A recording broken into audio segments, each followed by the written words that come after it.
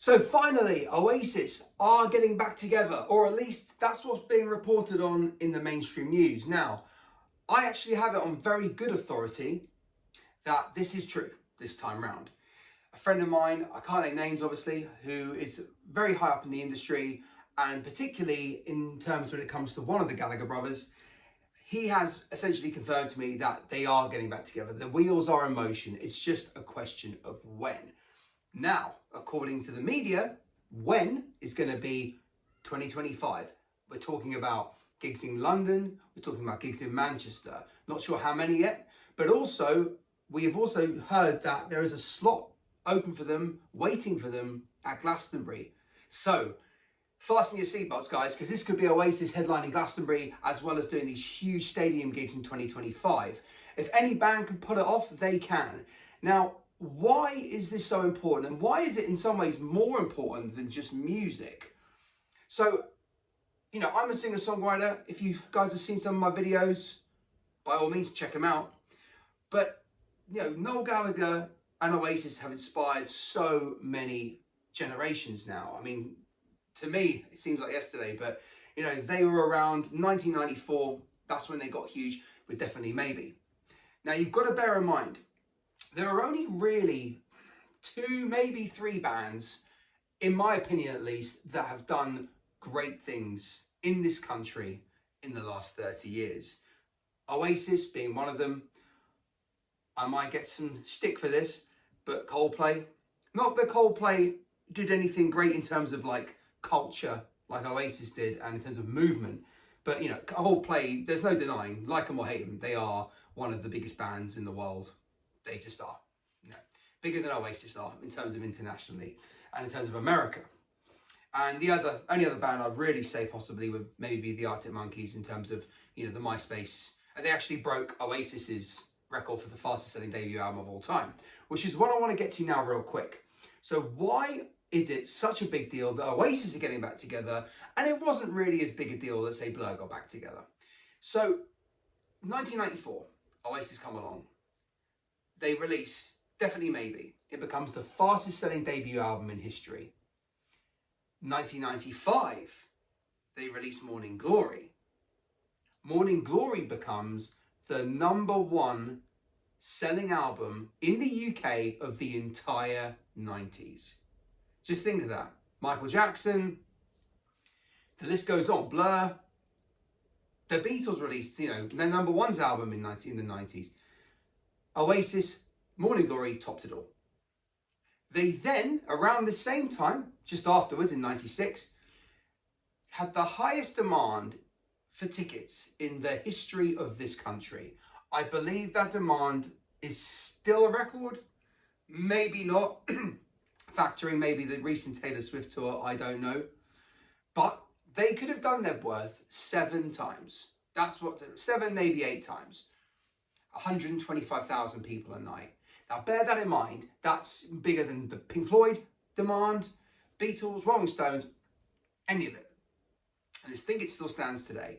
They did 2 nights at Nebworth, they could have done 7 or 8. They at the time performed the highest freestanding gigs in UK history. Robbie Williams did a 3rd night, so he technically beat that. However, the demand for the tickets was not nearly as high. So you see where I'm going here. Fast forward to 1997 with Be Here Now, their 3rd album. Now, if you're an Oasis fan, you know, probably agree that Be Here Now is not their best album. It might be your 3rd favourite album. It's, you know, I like it, but I think definitely maybe Morning Glory, Master Plan, you know, those 3 in whatever order. And then after that, it's all a bit debatable. But in 1997, they released the fastest selling album in UK history at the time. That has been broken by Adele's 25, but this is all about at the time. You know, we're talking about the 90s here as a decade. So, but there's no question that Oasis were the biggest UK band of the 1990s. No question. Yeah, they never broke America, partly because Britpop was really an anti-American movement in lots of ways. It was, look at us, we're British, we're better than America. Very much so. So it's hard to kind of break a country that you're kind of almost going against, you know? So here we are now. Since Oasis broke up, Noel Gallagher has had consistent #1 albums, except from his last one that got to #2 because of the Foo Fighters. Liam Gallagher has had consistent #1 albums. They're both have both done some brilliant things since. Yeah, Noel's obviously the better songwriter, and some of his new stuff is, I think, just as good as the Oasis stuff, especially some of the acoustic stuff. Liam, yeah, he'll admit a lot of his bigger hits are co-written. Once, for example, I mean, what a brilliant song. If that was an Oasis song, that would be a #1, you know? But the point is, Liam Gallagher has stayed relevant. He's out there. I mean, as I'm recording this, he's about to play Reading in 2024 in the next 3-4 hours.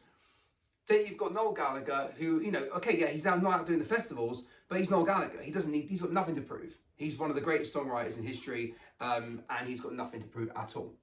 Now, the point is, they've both stayed in the scene. None of them are out of it. None of them are, you know, on drugs anymore. I mean, maybe Liam a bit, but none of them are out there. You know, they're all doing their thing, and they're all, you know, Liam's literally playing the Definitely Maybe album as a tribute at the moment.